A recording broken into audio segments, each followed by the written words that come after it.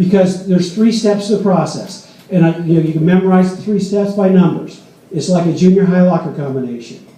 34, 26, 38. Now, if your mind went someplace else, that's your problem.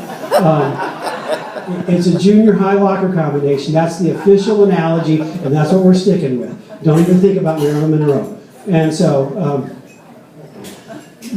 34 states is how many it takes, 1 state, 1 vote, to pass applications. They're state resolutions. The governor's irrelevant.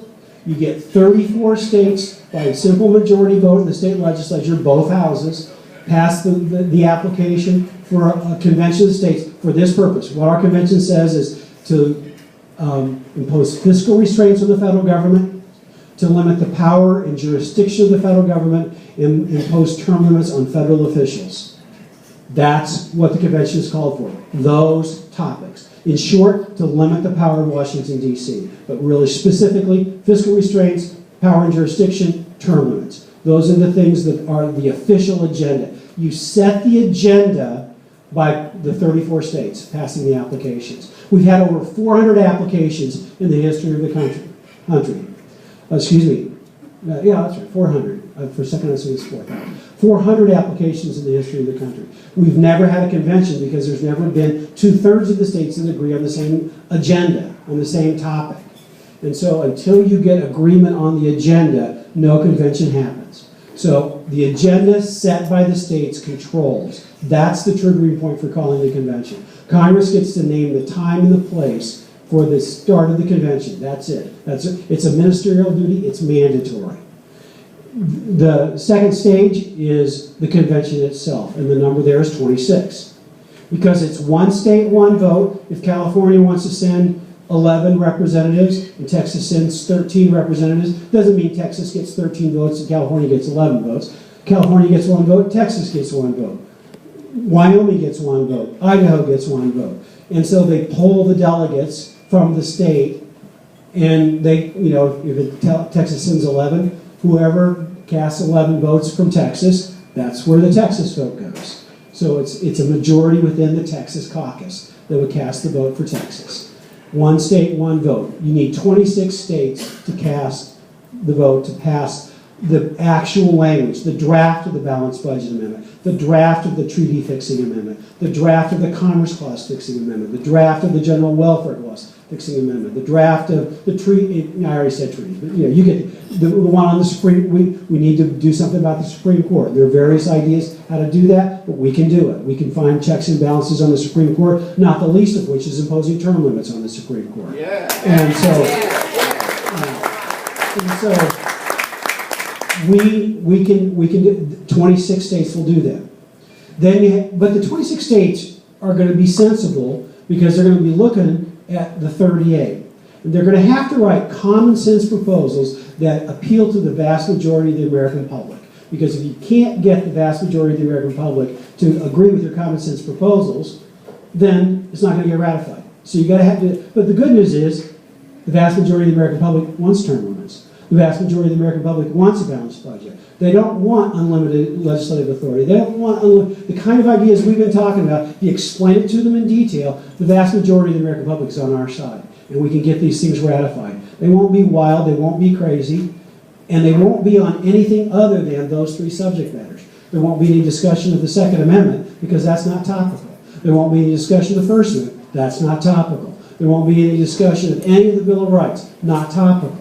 You've got to be on the agenda. And if it's not, it's out of order, and there's lots and lots of checks and balances, not the least of which is 38 states have to ratify. And there's just not the votes to ratify anything stupid. We're going to do this, and we're going to win. We are going to do this, and we're going to win. Tamara said that, that I was going to get you warmed up for church. You might have guessed that I am an ordained Baptist pastor. And we are going to preach the gospel here, but not the gospel. The gospel is all men are sinners, everybody needs a Savior, and Jesus Christ is the only Savior. That's the gospel. And so, the gospel with a small g today is the good news that the combination of two forces can save this country. The people and the Constitution. Those are the two forces that can save this country. The state legislators, there are more good people in the state legislatures than there are in Congress. But we don't have to trust their innate goodness, because I have a clue for you. Everybody in this room suffers from the same deficiency that they do. We're all sinners. Everybody's sinners. State legislators are sinners. They're not all angels. In fact, none of them are angels. I'm not an angel. I'm a sinner just like everybody else. And we have to take that reality into our calculation. What we're appealing to state legislators is this: take the weight of power from Washington and give it to yourself. Now, our interest in that is we can watch them closer. We can live in freedom-loving states. If California wants to spin themselves into oblivion, let them. Texas can be a free state. Let smart people to the state legislature, and you won't be having to pay for California's bailouts. You know, let California be California. Let Texas be Texas. Amen. And so, by the way, if I ever have to leave Virginia and need to run any state for freedom, there is no doubt I'm coming to Texas.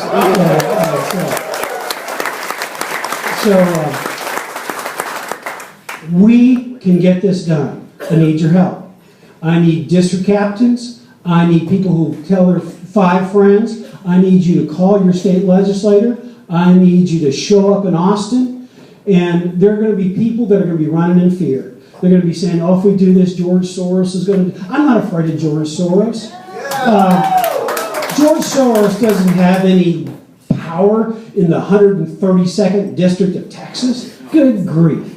You know, George Soros cannot bribe his way into controlling 38 states. It's just not possible. And he's not got anything to do with our application. If he wants to go try his own deal, let him try. Just, you know, people say, well, he's trying to use Article 5. Let him try. He's also trying to elect people to the U.S. Senate. Does that mean the conservatives aren't going to try to elect people to the U.S. Senate because George Soros wants to elect people? That's nonsense. Everybody can play the political game the way they want to play it. But the rules are the rules. And if we play by the rules and we can win by the rules, we can control this because we can count. There are more of us than there are of them. There are more Republican states than there are Democrat states. And there are more people that we can win with than they can win with. And we can get to 100 people in 75% of 4,000 legislative districts, because that's only 300,000 people. Only 300,000 people. Next Saturday, there's an email going out promoting this to AMAC, a new conservative senior citizens organization that I'm eligible for membership in. And you're supposed to gasp when I say that. Oh, no, I am Social Security eligible, let me guarantee you. You're supposed to gasp, but that's okay. AMAC is sending out a promotion of this next Saturday to 500,000 people. 500,000 people. We have got enough people. That's just one. Homeschoolers, we got Tea Party people, we got all kinds of people. We just need to stand up and believe that it can happen by acting. The book of James says, for him who knows to do right and doeth it not, to him it is sin. And if you know that it's possible to save this country through Article 5 by standing up, showing up, and speaking up, ladies and gentlemen, I'm going to suggest to you, it's a sin not to do it. We need your help. We need you to stand up, show up, and speak up. And if you get involved with us here in Texas, Tam will get you involved. And I am absolutely confident we're going to win. Within 5 to 7 years, the kind of amendments I've described for you are going to be part of the Constitution of the United States. That is going to change this country. I have 17 grandchildren, will be 18 in November or February. Time flies when you're having kids. I won a college speech contest advocating zero population growth. And then my wife, who was proved to be the better debater than me, talked me into having a big family. We have 10 kids. And so, I don't want my kids and grandkids living under tyranny. I don't want them living under slavery. I don't want the government providing for their needs, because the purpose of government is not to provide for my needs. I want to grow my grandkids to grow up in a country where the purpose of government is to protect life, liberty, and property, because that's called freedom. Ladies and gentlemen, I'm for freedom.